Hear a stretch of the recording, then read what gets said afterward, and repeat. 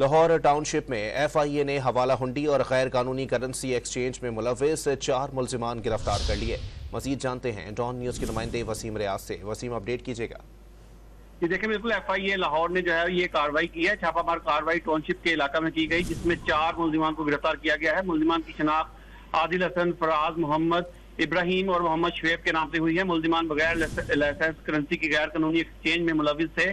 छापे के दौरान मुल्जिमान से 66,40,000 पाकिस्तानी रुपए जो है वो बरामद किए गए, जबकि गैर मुल्की करेंसी की मद में 12,823 अमेरिकी dollar, 7,000 Canadian dollar, 5,700 दरहम, 3,700 euro, 200 Australian dollar और 330 बरतानवी डॉलर जो पाउंड जो है वो बरामद किए गए हैं।